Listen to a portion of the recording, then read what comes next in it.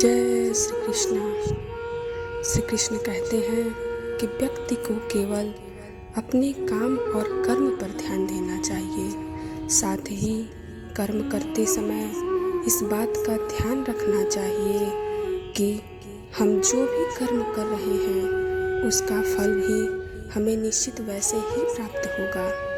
भगवान श्री कृष्ण द्वारा अर्जुन को दिए उपदेश में आत्मा, परमात्मा, भक्ति, कर्म, जीवन आदि का बृहद रूप से वर्णन किया गया है। जीवन जीना एक कला है जो सभी नहीं कर पाते। जीवन तो सभी को मिला है, लेकिन सभी खुश नहीं हैं, क्योंकि उनके जीवन में सुख और शांति नहीं है। इसलिए हर व्यक्ति को अपने जीवन का कुछ समय भगवान के साथ व्यतीत करना चाहिए। जब आप कृष्ण की बातें जीवन में उतारते हैं तो आखिर में उस ज्ञान का प्रतिफल आपको मिलता है।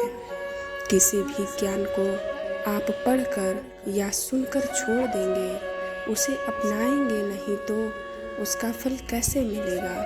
यही बात गीता पर भी लागू होती है। जब हम गीता पढ़कर उसके उपदेशों को जीवन में उतारेंगे तो निश्चित ही सुपरिणाम सामने आएगा। जब हम पहली बार गीता पढ़ते हैं तो इसे हम एक अंधे व्यक्ति के रूप में पढ़ते हैं, यानी हमें केवल इतना ही समझ पाते हैं कि कौन किसके पिता, कौन किसकी बहन और कौन किसका भाई है। पहली बार गीता पढ़ने पर इससे ज़्यादा कुछ समझ में नहीं आता, लेकिन जब हम दूसरी बार गीता पढ़ते हैं तो मन में कुछ सवाल जागृत होंगे कि ऐसा क्यों किया या ऐसा क्यों हुआ। जब हम तीसरी बार गीता पढ़ते हैं तो इसके अर्थ को समझने लगेंगे। हालांकि एक व्यक्ति को इसका अर्थ अपने तरीके से ही समझना आएगा।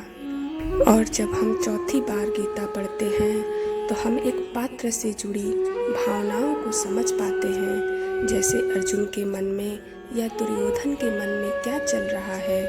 पांचवी बार गीता को पढ़ने से पूरा कुरुक्षेत्र हमारे मन में खड़ा हो जाता है और हमारे मन में अलग अलग कल्पनाएं होती हैं। छठवीं बार गीता पढ़ने पर हम भगवान को अपने सामने अनुभव करने लगते हैं और हमें ऐसा लगने लगता है कि भगवान हमारे सामने ये सब बता रहे हैं। आठवीं बार गीता को पढ़ने से हमें यह पूर्णतः एहसास हो जाता है कि कृष्ण कहीं बाहर नहीं बल्कि हमारे भीतर ही हैं और हम उनके भीतर। जय श्री कृष्ण।